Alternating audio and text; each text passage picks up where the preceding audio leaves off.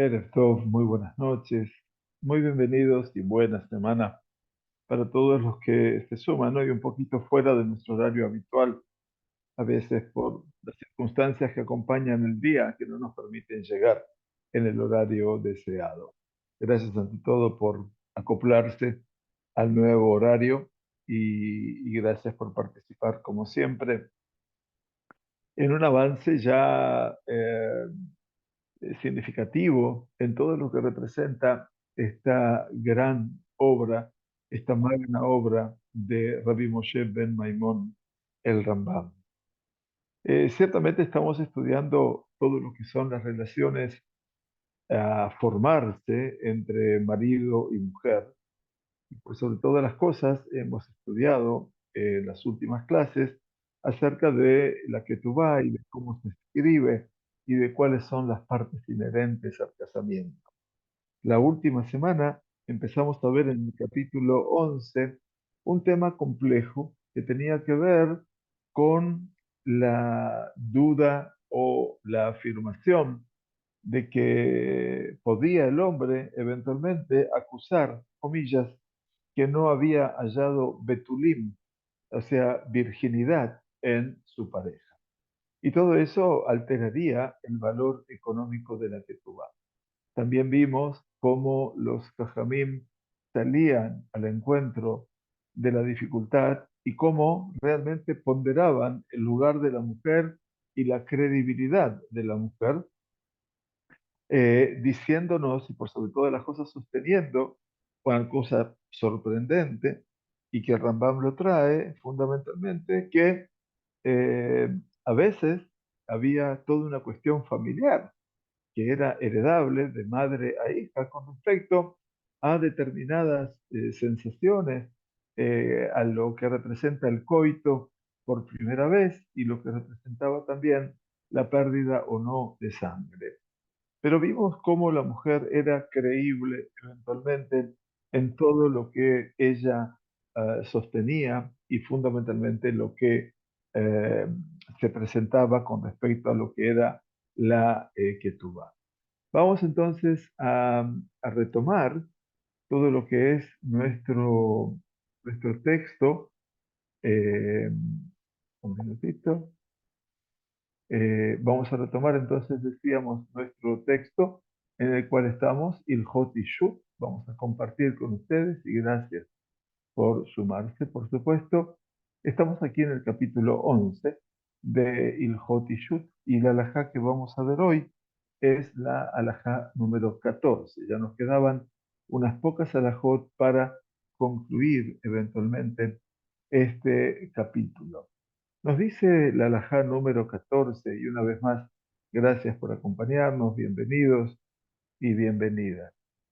Jajamim em shetiknu ikar ketubá la isha. Nuestros sabios fueron quienes instituyeron el requisito fundamental de un contrato matrimonial para una mujer. O sea, no se podía establecer un matrimonio si no había un contrato matrimonial. Cuando hablamos de ketubá, estamos hablando de una defensa mamash de la mujer y de su estatus, ante todo y por sobre todo. Estamos hablando de 2000 años atrás. Si estuviéramos hablando de hace 70 años atrás, yo les daría la razón, que los Jajamim llegaron tarde. Pero estamos hablando de 2000 años atrás. Y hablamos de 2000 años atrás, donde se está eventualmente ponderando y sobrevalorando el estatus de la mujer. A diferencia de, bueno, de tantas cosas que solemos escuchar, la mayor parte son tonterías, pero que en última instancia se habla siempre del valor desagregado en todo lo que representa la defensa de la mujer. La ketubá es un contrato matrimonial que se debe cumplir a rajatabla en caso que, lamentablemente, el matrimonio no funcione y la pareja se tenga que divorciar. Por supuesto, por motivos, obviamente, de la pareja, no porque uno cometió adulterio o vaya a saber qué cosa. Entonces, aquí nos dicen los jajamim, los sabios fueron quienes instituyeron el requisito fundamental de una ketubá para la mujer. Vehem itkinu beamru, y también instituyeron la siguiente consideración. שכל הטוען טענת בתולים והאישה מכחשת אותו, נאמן. Siempre que un hombre afirma que su esposa no era virgen y la mujer cuestiona su afirmación, en principio, Neemán quiere decir, se considera que el hombre ha traído una motivación sincera y real, y si es así, ¿no es cierto? La mujer cuestiona su afirmación, se considera que él se acepta la reclamación del marido. Realea le avi reaya, lo ala. Entonces es responsabilidad de la mujer brindar apoyo a su reclamo, o sea, o la prueba de que ella eventualmente va a decir, no, yo sí soy virgen, o eventualmente cualquier otra explicación que sirva eventualmente para aclarar definitivamente su estado. Y no del hombre, velo a la ish, shehazakai, porque tenemos una hazaká. Hazaká significa, tenemos ya una pauta establecida con respecto a este tema. She'ein Adam toreach bizkuda umafsida beofet simchato el. Y esta es una regla muy simple. La hazaká, esta pauta, que es una constante, se refiere a que un hombre no se va a esforzar en preparar un banquete nupcial, una fiesta de bodas, que obviamente era un emolumento muy, muy grande de dinero, umafsida, y después, eventualmente, la va a perder. Quiere decir, eh, si el hombre, dice la Gemara, ¿no? La Gemara de Ketubot, precisamente, que es, bueno, la Gemara de Ketubot es una Gemara maravillosa. La llamaron los sabios, perdón, la llamamos Hatzit Talmud. Cuando uno estudia la Gemara de Ketubot es como si hubiera estudiado medio Talmud. Medio Talmud son como 30 y pico de Masechtot, de tratados. Entonces, la Gemara de Ketubot dice y Mayazo Neotamitjilá, que el hombre en un principio odiaba a esa mujer desde un principio, lo haya toreaj de Seudá.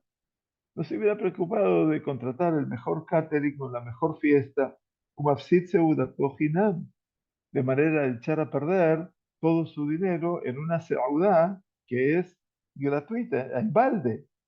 El Hayame Garsha Tejilá quiere decir eh, que se hubiera divorciado de ella, se hubiera separado de ella, antes que todo eso, antes de casarse. ¿Qué quiere decir? Que Ilu lo taraj baseudai, no man. Dice que sí. De esto se desprende de que si el hombre no se hubiera esforzado en hacer la fiesta, en preparar todos los gastos de la fiesta y todos los vestidos y toda la ropa y todo el ajuar y todo eso, entonces, si no hubiera hecho ningún esfuerzo, seguramente el hombre no hubiera sido fiel en absoluto. Y a pesar de que tenga esa que la halajá establece, Jezcat Mamón, dice, Jezcat Mamón es que ya la persona esa ha invertido mucho dinero, Jezcat Gufa Adifa. Dice, mejor es que tengamos la certeza y la pauta de lo que es lo corporal. ¿Por qué? Porque Betulá Nolda, sostienen los Jajamim en la Gemara, ella nació virgen, como explicamos en la Alajá 10 la semana pasada. Entonces, si la mujer nació virgen, no hay motivo, si no fue violada eventualmente, a no ser que tuvo un accidente, como estudiamos la semana pasada. Entonces, dice que el hombre no puede transformar un banquete en una pérdida total y transformar, dice Simchato Eder, su alegría en una celebración de luto. Ustedes comprenden que hay cosas que, ¿no es cierto?, son naturales. Entonces, bueno, ya partimos de una base de lo que representa la naturaleza de las cosas. Y entonces, en el Magid Mishneh, que es Maran Yosef Karo, basado en este razonamiento, que la persona no va a hacer un gasto enorme, ni tampoco va a transformar su alegría en duelo, dice, el Magid Mishneh menciona opiniones que afirman que la palabra del hombre es aceptada solo cuando prepara el banquete de boda. Si no lo hizo, como les conté antes, se acepta la palabra de la mujer. O sea que si no vemos que hubo ningún esfuerzo por parte del hombre, bueno, aparentemente tenía otra historia con esa mujer y entonces eventualmente se le da credibilidad a la mujer. Para que entiendan. Beat Matai pregunta la alajá número 15. Ad Matai, dice la alajá 15, ¿hasta cuándo? Y es Lolitón Ta'anat Betulim. ¿Hasta cuándo puede un marido presentar una demanda negando la virginidad de su esposa? Pregunta Rambam. Entonces dice, Im nistera miyat. Si la pareja entraba en privacidad, miyat, ¿qué significa eso? Inmediatamente. Dice que si entraba en privacidad con ella y se dio cuenta de que no tenía bitulim, virginidad, inmediatamente. Entonces, está claro que dice miyat. Beimlon nistera afiru leachar shelo. Si no entraron en intimidad, en privacidad, tiene una opción incluso hasta 30 días. O sea que no se puede estirar mucho todo esto para poder hacer una denuncia. No es que es algo que pueda venir después de mucho tiempo. Nos dice en nuestro comentario que suponemos que la pareja tuvo relaciones y él descubrió que ella era virgen. El hecho de que posteriormente presentara una demanda contra ella se debió a un descontento por otros motivos, sin relación alguna con su estado personal. Entonces, ¿hasta cuándo? Dice una demanda de fianza si la pareja entraba en felicidad solo inmediatamente, porque si no después podía pasar un tiempo y bueno, encontraban que no se llevaban bien y que todo lo que él imaginaba de ella o lo que ella imaginaba de él no se daba. Entonces, en ese caso, hay que tener en cuenta también eso en perspectiva. Explican los Mefarshim, explican los comentaristas del Rambam, Eino yahol lit'on le'achar zman. No puede demandarla después de un tiempo. ¿Por qué? Porque de momento que ya tuvo relaciones maritales con ella, por supuesto, tuvo relaciones maritales y eventualmente rompió su virginidad, quebró su virginidad en ese momento. Y de momento que el hombre se cayó hasta ahora, entonces seguro que halló en ella su virginidad y por lo tanto se cayó y solamente ahora que está enojado empieza a traer historias sobre la mujer. Esto es lo que estaba diciendo para que vean que esto, lo que trae el Rambam, se va a transformar en una alajá casi lo que se llama alajá pesuká.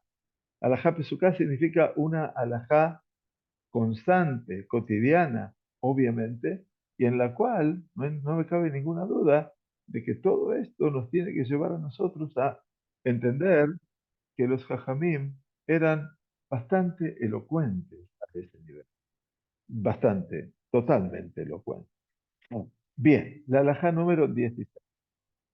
Dice así, Oru Kola Keonim. La semana pasada hablamos de el punto de partida de lo que representó todo el desarrollo de una alajá post-talmúdica.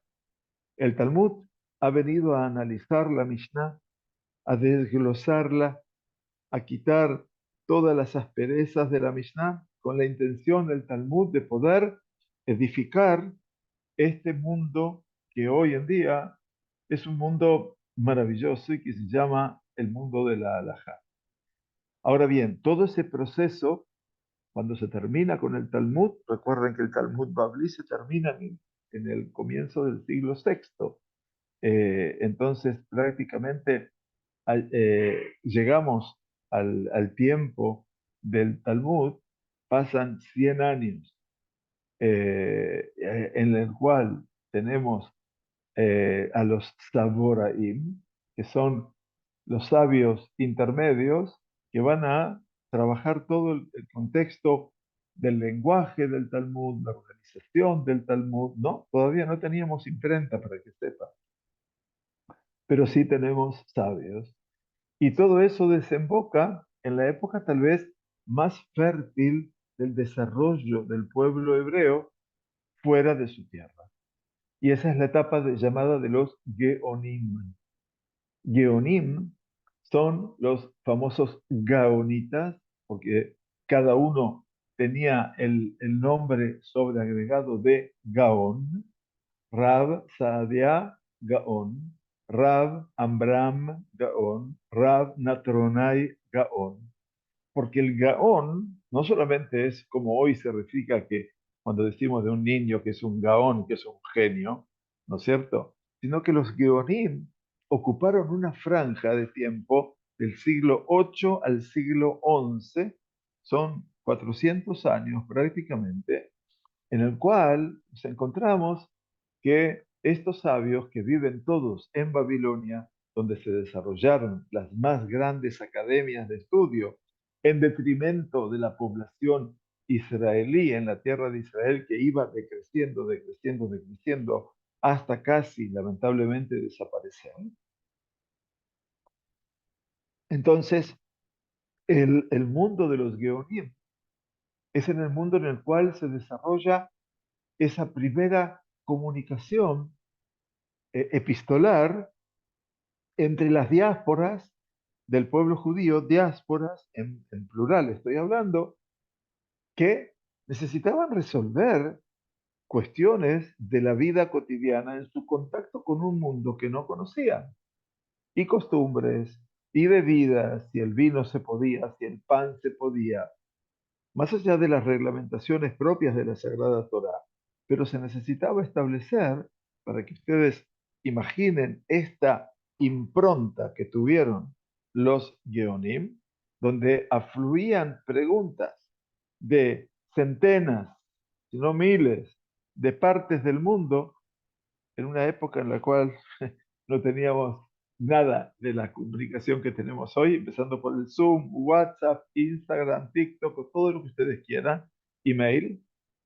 Y sin embargo, lo maravilloso era que se genera entonces una nueva cultura en el seno del pueblo judío que se llama Shut. Shut es una abreviatura, She'elot Uchum. Y eso significa, en términos general, lo que se llama responsa. Responsa es a la pregunta, se le genera una respuesta.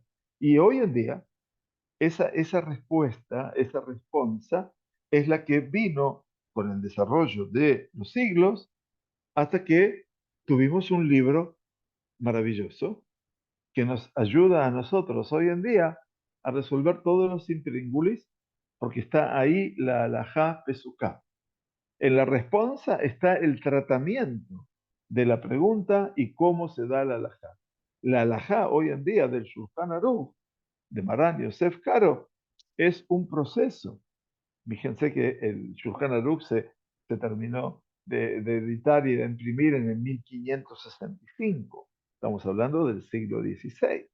Y aquí estamos hablando del siglo VIII al XI.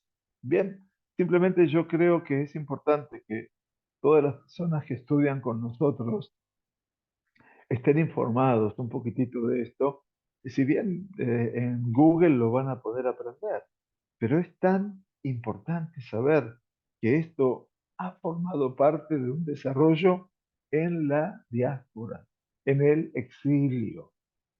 Esto es el proceso de 2000 años que nos hace llegar hoy, estar aquí en casa, en esta pequeña y azotada Israel de tantas, no sé de qué, infrahumanos, porque no son bestias, porque las bestias no son como ellos, las bestias son un poco mejores que ellos, pero estos seres infrahumanos, infradotados, que toda su inteligencia, si la tuvieran, en vez de aplicarla para la vida, la aplican para la muerte. Entonces, ustedes se dan cuenta que el milagro de la existencia judía está un poquito más allá del dirigente infradotado o infrahumano de turno. Porque obviamente Israel betach Hashem, Israel tiene fe en su creador, Esdram Umaginam. Él es su ayuda y él es su escudo. Y en eso no nos cabe duda y a él nos debemos. En todos estos días, centurias, ya de días, centenas de días, 101 días, ya 102 casi, en el cual el golpe a la médula del pueblo judío ha sido y es muy fuerte. Bien, vuelvo a la Halajá 16. Horú kol ageonim. Todos los geonim han dictaminado, quiere decir, venimos desde esa tradición de Babilonia, las grandes academias de estudio y los dirigentes, que todos tenían el título de Gaón. Gaón es el título.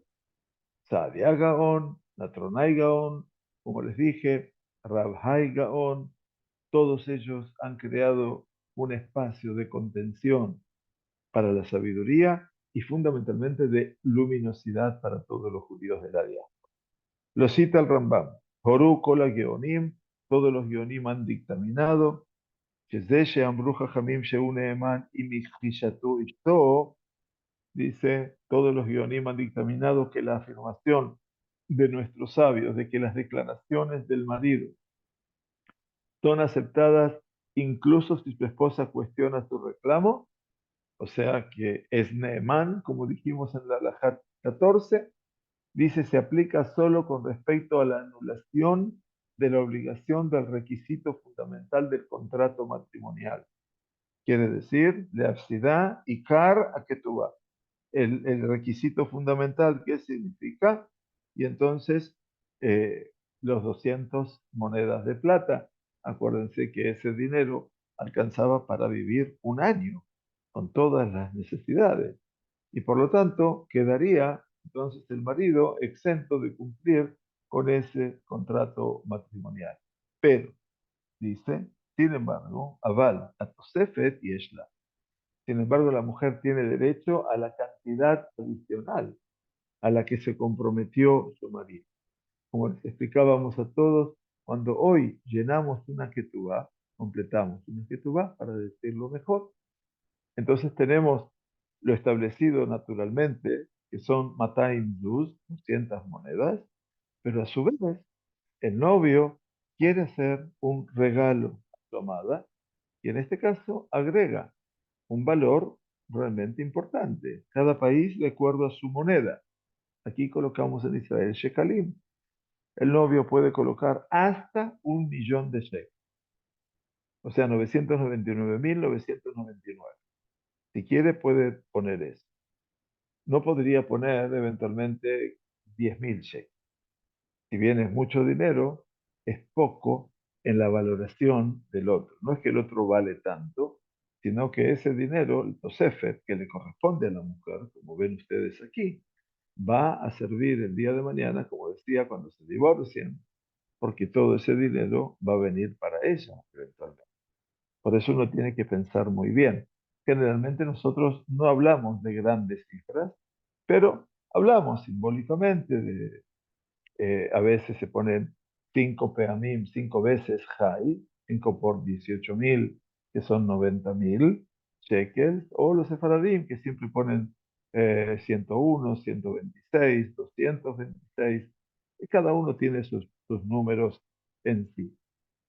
Nos dice, aunque hay autoridades, entre ellas Rabenu Asher, perdón, aunque hay autoridades, decía nuestro comentario, no, perdón, estamos aquí, aunque hay autoridades,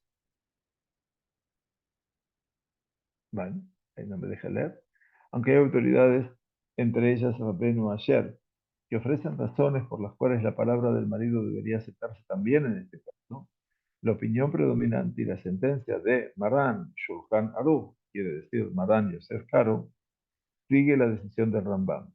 Esta que está aquí, para que sepan que Maran Shulchan Aruch, Rabbi Yosef Karo, ha tomado para dictaminar su alajá la opinión, por supuesto, del Rambam. La razón es que el requisito fundamental del contrato matrimonial es un mandato rabínico, es una tacaná de Jajamín. Y la misma autoridad que obligaba al marido a cumplir este requisito lo rescindió cuando presentó una demanda negando su virginidad. Eso es la ketubá. La ketubá es un requisito rabínico.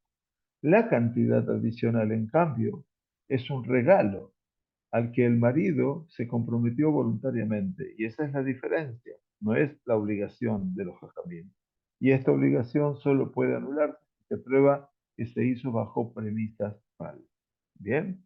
Entonces esto es muy importante. A menos que haya prueba clara de que no era virgen, o ella admitió que no era virgen antes de ser consagrada y que lo engañó. Entonces esto queda muy, muy claro. Entonces, ¿qué nos dice? Le fija, por lo tanto, aquí tenemos un pasaje muy, muy interesante. Nos dice, Yesh lo le ashbiah in kitat jefetz kedin kol hanishbatim". El marido puede exigirle que preste juramento, como lo hacen todos los que van a juramentar, benotlim, beachar kach tikve atosef, mientras sostiene un objeto sagrado. Quiere decir que hacían un juramento, ¿no? Tomando un objeto de valor eventualmente, no un objeto sagrado, sino un objeto de valor. Vamos a traducirlo un poquito mejor. Las traducciones estas son un poquitito no exactas. Y entonces aquí se nos cita a Ilhot Shuot, las leyes que regulan los juramentos, establece que dicho juramento se administra mientras la persona sostiene, por ejemplo, un rollo de la Torah, algo que tiene un valor. Significativamente, la decisión de Rambam aquí representa un campo de opinión con respecto a sus declaraciones en sus comentarios sobre la Mishnah de Ketubot, donde afirma que en tal situación se requiere que la mujer tome simplemente un eh, eh, eh, Shevuat Chesed, quiere decir Shevuat Eset, a menos un juramento, un menor juramento severo. Entonces aquí lo que hace es tomar algo en mano, como deben hacer todos los demás, que deben prestar juramentos antes de cobrar el dinero que se les debe. Y esto también es importante. La situación análoga a la de una persona que tiene un pagaré y se le puede pedir que jure que es válido antes de poder cobrarlo, como se explica en el Otmal Belové, porque al final de cuentas, como después se crea el cheque que se daba y que era un cheque que estaba rechazado, entonces teníamos que tener la pauta que si posteriormente podrá cobrar, claro, por supuesto, la suma adicional. Entonces, porque aquí está quitándole ya la que tú vas. Eso también es muy, muy importante. Ahora bien, por el lado de la mujer. Be'enla leashvio shelo metzah betula be'achar kach tafsit ikar. Ella, por el contrario, no tiene la opción de exigirle que jure que no la descubrió virgen antes de perder el requisito fundamental del contrato matrimonial, quiere decir el valor de las 200 monedas, ya que es una presunción aceptada como un hecho que una persona no se esforzará en preparar un banquete de bodas, como dijimos antes, y luego lo va a estropear y hará de su alegría un día de duelo. Sin embargo, se le puede imponer una prohibición de ostracismo condicional. Quiere decir, se le puede, de harim stam, de harim es un hedem quiere decir sacar esa realidad, por eso se llama ostracismo, sacarlo de un espacio de contacto con, y entonces por eso se llama hedem. El hedem es una medida que se toma, una medida de conducta, que se separa a la persona de un vínculo con, ya sea la comunidad, con su familia, con lo que fuera, aplicable a cualquiera que presente afirmaciones falsas en su contra. Y todo esto obviamente habla que los Geonim han establecido ese escenario. La última alajá de este capítulo 11 dice, Areish Ratzale Kaimá Ahar Sheifsida y Kara Ketubá. Si el marido desea permanecer casado con su esposa después de haberle hecho perder el Ikara Ketubá, las 200 monedas de plata del contrato matrimonial, entonces, ¿qué tiene que hacer? Joser Bekotev la Mea. Debe escribirle una nueva Ketubá por 100 sudim, o sea, 100 monedas de plata. Le fiche Asur le Adam Lishot y Mistosha Ahat de lo Ketubá que Moshe. Y esta es la regla, porque está prohibido que un hombre viva con su esposa, incluso por un momento, Filu Sha'a Ahat, como una sola hora, sin Ketubá, como se ha explicado.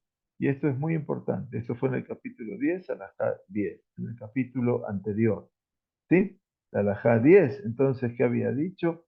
Vamos a tratar de ir al capítulo 10 y entonces vamos a ver cómo nos dice la halajá número 10. Decía, para recordarles, cuando un hombre introduce a una mujer en una jupá sin escribirle una ketubá, o le ha escrito una ketubá pero se perdió, o la mujer renunció a la ketubá en favor de su marido, o le vendió su ketubá, debe redactar un documento obligándose a cumplir al menos el requisito fundamental de la ketubá, las 200 monedas, si desea seguir viviendo con su esposa, porque está prohibido que un hombre continúe viviendo con su esposa ni siquiera por un solo momento sin que ella tenga una ketubá. ¿Me entienden ustedes, verdad? Entonces ustedes deben saber de la importancia que tiene el matrimonio, obviamente, y esa importancia es que lo primero que hay que hacer con la mujer después del kiddushin, después de entregarle el anillo nupcial, es obviamente leerles la ketubá, porque eso es lo que se merece, obviamente, la mujer debajo de la debajo de la jupá. Entonces es muy importante que todo esto lo tengamos más presente desde esa perspectiva. Muy bien, entonces vamos a ir ahora al capítulo 12, si Dios quiere. Vamos a empezar el capítulo 12 en buena hora y nos dice el Rambam, que Shenosé Adam y Isha, cuando un hombre se casa con una mujer, Ben Betulá, Ben Beulá, ya sea virgen o una mujer que estaba casada antes y ahora está separado o es viuda, Ben Gedolá, Ben Ketaná, ya sea una mayor de edad o menor de edad, Ajat Bat Israel ve Ajat Agioret, ya sea una que haya nacido Yehudiá u otra que se haya convertido al judaísmo, o Ameshuchreret, o la esclava liberada. Estamos hablando aquí de una shifja kenaanit, quiere decir de una sierva kenaanita que su amo la ha decidido liberar. Y entonces, cuando ya entró en la tevilá, cuando entró en la inmersión para liberarse, es como una israelita. O sea que ya vivió durante todo ese tiempo en el seno de esa casa y ya aprendió obviamente a vivir como una persona yehudí y se sumerge en la sauna. Ithayev la basará de barim beizke be'arba'a de barim. Esa persona va a comprometerse en 10 responsabilidades hacia ella, pero también habrá de recibir 4 privilegios, el hombre, ¿sí? Entonces ahora vamos a empezar a hablar de esas 10 responsabilidades. Deja Asara, en cuanto a esas 10 responsabilidades, Sheloshá Mehem Mina Torah. Esas responsabilidades, primeras 3, son de la Torah. La Torah nos dice, She'erá, Kesutá, Be'onatá, Lo y Gará. ¿Qué quiere decir? Aquí aparecen 3 conceptos que tienen que ser totalizadores y esto es lo que el hombre tiene que cumplir, las 3 de las 10. She'erá, Kesutá, Be'onatá. Esto es muy importante para que todos sepan y por supuesto que estos requisitos, ¿a dónde están? Están ya en nuestra Sagrada Torah. Quien quiera verlo, van a estar ya dentro de poquito, dentro de 3 sábados. Este Shabbat tenemos Bo, después Beshalach, después Itro, y el cuarto sábado tenemos Mishpatim. Y allí, después de los 10 mandamientos, vamos a ver el Éxodo 21, porque habla de lo que tiene que hacer el hombre con la mujer que se casa. El versículo prohíbe al marido negarle estos derechos a su esposa. Así lo dice el Sefer HaMitzvot, en el mandamiento negativo 272 del Rambam, y el Sefer HaJinuch, que es otro libro maravilloso, que es el Mitzvah 46, considera que esta es una de las 613 mitzvot de la Torah. She'erá que sutabeonat. ¿Qué significa She'erá? She'erá, She'er, significa mesonotera, proporcionarles alimentos, subsistencia, comida, alimento. Por lo tanto, el Rambam dice que interpreta que She'erá y Kesutá también se refieren a derechos conyugales y sostiene que la obligación de proporcionar a la esposa su subsistencia y vestimenta es rabínica. La mayoría de las autoridades, sin embargo, siguen el entendimiento del Rambam. Entonces, seguimos el She'evá, que significa mesonot, la comida. Segundo, aparece Kesutá. Kesutá significa Kesut, significa algo con lo que cubrirse y en este caso prendas de vestir. Y después viene Onata, que se refiere a los derechos conyugales. Quiere decir tener relaciones sexuales con su mujer. Por supuesto, de acuerdo a los tiempos que la mujer pueda tener relaciones sexuales. Pero esto es un derecho adquirido. Les recomiendo a todos, a todas las personas casadas, perdón, que, que puedan adquirir el libro del Rab Melamed, La alegría de la casa y su bendición, que es un libro que tradujimos hace unos años al español y que habla de todo lo que habla de la vinculación del hombre con él. Y es un libro sumamente profundo, pero solamente para personas casadas, obviamente, para que puedan comprender todo lo que está allí. Las tres primeras, entonces, subsistencia, alimentación, ropa y relaciones sexuales. Las 7 responsabilidades, estas son las 3 de la Torá, ¿sí? Después vienen 7 que son de los Jajamim, Ashibam y Dibrei Sofrim. Son todas condiciones del contrato matrimonial establecidas por el tribunal, todo lo que el Betadín ha establecido. Entonces dice, el primero es el requisito fundamental del contrato matrimonial, quiere decir, Ikar a Ketubá, las 200 monedas de plata en caso de primeras nupcias. Las demás se conocen como Tenaei Ketubá, todas se conocen como Tenaei Ketubá, las condiciones del contrato matrimonial, y son proporcionarle tratamiento médico si enfermo. Sí, sí, sí, sí, miren qué interesante. La rapotá y mjaltá. No había obras médicas en aquel momento. Redimirla si está cautiva. Bueno, ahora ven lo que es una mujer cautiva en manos de los infrahumanos. Enterrarla si muere, claro, también le cobra si la mujer muere. Sustentarla con sus bienes, quiere decir que viva, que alimente de los bienes del hombre. Villoshevet bebeitó a Harmotó Korsman al Menutá, el derecho de ella a continuar viviendo en su domicilio después de su muerte mientras permanezca viuda. No se le puede quitar la casa. Más aún, dice, Beliot benotea mimenu, nisonot benehasim ajaremotó achetitarasta. El derecho de sus hijas a recibir de su patrimonio, el patrimonio del padre que murió, el sustento después de su muerte hasta que sean consagradas. O sea, ajaremotó, después de la muerte del padre. Entonces siguen comiendo de lo que queda de la herencia del padre. Y después, Diot banea al tejarim mimenu, yorshin ketubata yoter al selkamba yerusha she'im el derecho de sus hijos a heredar su ketubá, la ketubá de la madre, además de su parte en el patrimonio de su marido junto con sus hermanos, a cargo de otras esposas si ella muere antes que su marido.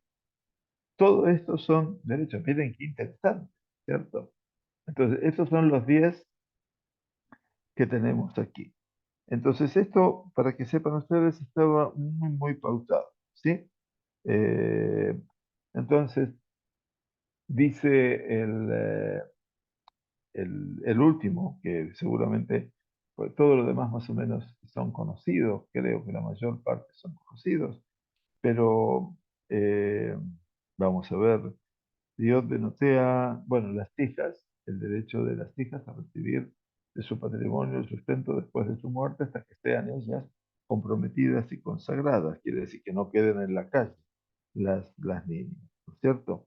Y por último, lo que decía el derecho de sus hijos a heredar su ketubá, Liot Baneas de Harim Mimenu, de él, del padre, Yorshim Ketubata, Yoter al Helkam Yerusha, Sheim Akehem. O sea que los hijos de él, después el hombre tomó una mujer viuda, vamos a suponer, y tuvo más hijos con ella. Están los hijos de él que tienen derecho a heredar la ketubá de esa mujer, porque era la esposa de su padre, más que la parte que la herencia con sus propios hermanos. Dice Keitzad, vamos a hablar de la halajá práctica, así se puede entender un poquitito. Entonces aprendemos en la Gemara, que dice, ¿cómo es esto? Él se casó una mujer con Ketubata, Ben Eduñatá, Eref Dinar, Bealda Ben, Umeta Bejayab. Dice, y se casó, le dio la Ketubá y todo su regalo adicional en 1000 dinars. Y ella dio a luz un hijo y murió en vida del hombre. De Harkaj, Nasa y Shahel. Después este hombre se casó con otra mujer, Ketubata Ben Eduñatá, Mataim, Bealda Ben, Meta Bejayab. Entonces tuvo su Ketubá y su Neduñá 200 monedas de plata y tuvo un hijo y se murió en vida de él. Y después murió él y dejó miles. Entonces, el hijo de la primera mujer va a heredar 1000 que estaba en la Ketubá de su madre, los 1000 denarios. Y el hijo de la segunda habrá de heredar 200 que están en la Ketubá de su mamá. Y el resto, Yorshimo Tobe Shabé. Y el resto de lo que quedó, que quedaron 1000 o miles, lo heredan en forma igualitaria. Por lo tanto, en manos del primero de la mujer quedaron Edef Be'arba Meot, quiere decir 1400, y en el segundo quedaron 600. O sea, 200 en la plata de la Ketubá y 400 parte de la herencia. Así lo organiza el Rambam para que tengamos noción. Y por último, y terminamos aquí, los 4 privilegios que se conceden al marido son todos de origen rabínico. Y son Liot Maasea de Asheno, el derecho a los frutos de su trabajo, o sea que todo lo que produce la mujer es para el marido. Bediot Metziatá Shelo, el derecho a cualquier objeto sin dueño que descubra, también le corresponde al marido. Besheye Ogel Kol Perot Nejastea Bejayea, el derecho a beneficiarse de las ganancias de su propiedad durante su vida. Y por último, Imeta Bejayab y Dashena, el derecho a heredar sus bienes si muere la mujer en vida. Beu Kodem Lejol Adam Bayerush, y sus derechos sobre la propiedad de ella reemplazan los derechos de todos los demás. Ya volveremos sobre esto para poder eventualmente comprender un poco más todo lo impactante que tiene que ver un poco para que ustedes entiendan, para que ustedes sepan, para que puedan apreciar qué importancia tiene todo este escenario, qué importancia tiene este escenario y de cómo la halajá obviamente es un desarrollo realmente único, magnífico, diría yo, que nos permite a nosotros fundamentalmente entender el alcance de todo lo que es este mundo de significantes y significados en la vida del ser humano. Que tengamos Shavua Tov, Besorot Tovot y Shuot Benehamot. Toda nuestra comunidad está bien. Gracias a Dios, el atentado de hoy fue un atentado muy difícil aquí en Ranana para una ciudad, pero rogamos a Dios que los heridos puedan volver a sus hogares prontamente. Bueno, gracias por acompañarnos. Un fuerte abrazo. Shavua Tov, Besorot Tovot y Shuot Benehamot. Gracias a todos. Gracias infinitamente. Muchas gracias.